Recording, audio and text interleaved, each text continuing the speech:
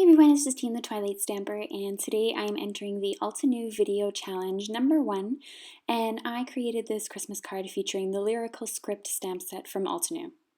I'm going to start out by cutting out my card base. I'm using 110-pound Neenah Solar White cardstock, which is my favorite to use for card bases because it's quite sturdy, and I'm going to be measuring that at 4¼ inches and cutting down the long side.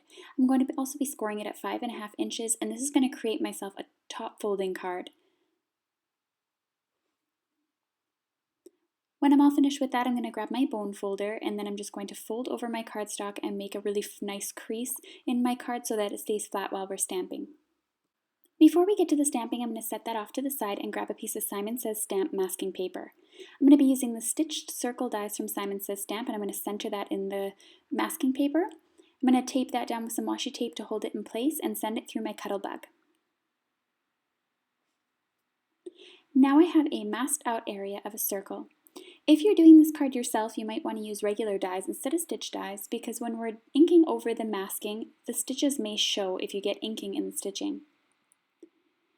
This is my card base that I created before, and I want to add the piece of masking paper to the front of the card. I'm going to use a piece of washi tape to hold down my card so it doesn't flip open while I'm doing this. You need to separate the two layers of the masking paper. One is sticky and one is not, and it's almost like a post-it note. We're going to stick that onto the front of our card, and this covers actually the entire front of the card. We want to make sure that the circle is centered. I like to work from the bottom to the top when doing this masking, and then I smoothed it all out, and it worked out really easily the first time. Here's a peek at the Altenew stamp set. We're using Lyrical Script. I love all the different fonts that are in it and those really brush-like font, which is quite popular at the moment, especially with watercolor cards. I'm going to be inking that up using Versamark ink. And then I'm going to be stamping that on the center of my card, in the middle of the circle. Alright, so using my stamp press, I'm able to hover over the area and see exactly where the center needs to be. You can see I have a little bit of black on my Versamark pad or on my stamp, which isn't a big deal because the white embossing powder is going to cover it. I'm using white embossing powder from Ranger. It's super fine embossing powder, and I'm going to heat emboss that on my card. So you can see those black areas just turned pure white.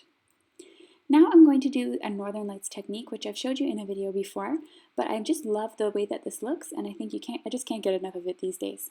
I'm going to be using the Squeezed Lemonade, which is different than what I've done before with the mustard seed, and then I'm going to move into the pine needles. So you want to start off with a yellow ink. You can use any dye inks. Distress inks blend really exceptionally well, but other inks will work also. You want to put the green ink underneath the yellow. What I really love about this technique is you can't really screw it up. You don't need to worry about, getting lines in your blending or really anything like that. I still try my best though to go off the card and then work my way into the card. That was using broken china ink, and then I'm going in with Seedless Preserves to cover up the rest of the white areas. So the blue and the purple cover up all the rest of the white areas. There should be no more white. And then you're going to go in with the Chipped Sapphire and darken up some of the areas you feel are too light. You still want to leave a little bit of yellow though shining through because I think it looks really great.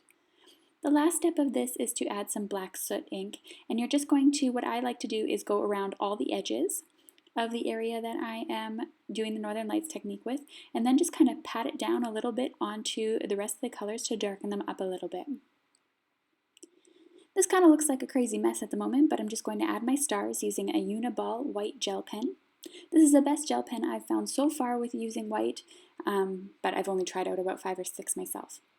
I'm going to remove my masking now. This is the big reveal. I absolutely love doing this part, especially with stencils or with masking paper, just to see what did I come up with. And you can see here that it's looking really good. The edges are quite defined in that circle, and I'm just pulling off slowly and carefully just to make sure I avoid tearing my paper. That usually does happen, but I assume it usually doesn't happen that you tear your paper, but I assume that if you rip anything off fast enough, that could happen. So I just want to slowly pull in the same direction. And that's the end of the reveal. So that's the end of my card tutorial today. I'm just going in with a dry cloth and wiping off over my embossing area so that the white really shines through.